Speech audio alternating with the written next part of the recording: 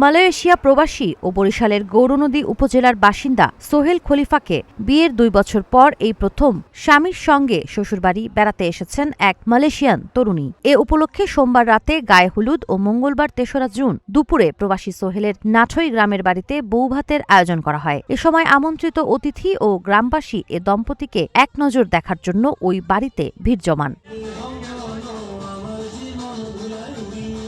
প্রবাসী সোহেলের পরিবারের সদস্যরা জানান, ২০১১ সালে মালয়েশিয়ায় পাড়ি জমান সোহেল। পরবর্তীতে সেখানে ব্যবসা শুরু করেন। ২০২৪ সালে মালয়েশিয়ান এক তরুণীকে বিয়ে করেন। বিয়ের পর তারা এতদিন মালয়েশিয়া ছিল। কোরবানির ঈদের দিন সোহেল তার স্ত্রীকে নিয়ে হজরত শাহজালাল আন্তর্জাতিক বিমানবন্দরে নামেন। এ সময় পরিবারের পক্ষ থেকে তাদেরকে ফুল দিয়ে বরণ করে নেওয়া হয়। প্রবাসী সোহেল খলিফা জানান, আমি দীর্ঘদিন যাবৎ মালয়েশিয়ার দামানছড়া এলাকায় ব্যবসা করে আসছি। ২০২২ সালে মালয়েশিয়া ভান্তিং এলাকার তরুণী নূর হিদায়া নূর হিসামের সঙ্গে ফেসবুকে পরিচয় হয়। এক পর্যায়ে আমাদের মধ্যে প্রেমের সম্পর্ক গড়ে ওঠে। ২০২৪ সালে আমাদের উভয়ের পরিবারের সম্মতিতে মালয়েশিয়ায় আমাদের বিবাহ সম্পন্ন হয়। বিয়ের পর আমি একবারও দেশে আসিনি। বিয়ের পর আমার স্ত্রী তার শ্বশুরবাড়ি বাংলাদেশে বেড়াতে আসবে, আমার গ্রামের মানুষের সঙ্গে মিশবে, কথা বলবে বলে জানায়।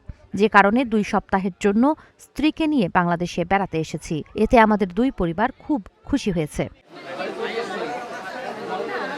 তিনি আরও জানান, আমার বিদেশি স্ত্রী বাংলাদেশে এসে আমার মা, ভাই, বোন ও আত্মীয় স্বজনদের সঙ্গে মিশতে পেরে আনন্দ উপভোগ করেছে। সে অল্প বাংলা বলতে পারে, বিশেষ করে আমাদের জাতীয় সঙ্গীত পাঠ করতে পারে। গ্রামের মানুষের সঙ্গে বাংলায় অল্প করে কথা বলতে শিখেছে। স্ত্রীকে নিয়ে সমুদ্র সৈকত কক্সবাজার ও কুয়াকাটা বেড়াবো, তারপর আবার দুজনই মালয়েশিয়া চলে যাব।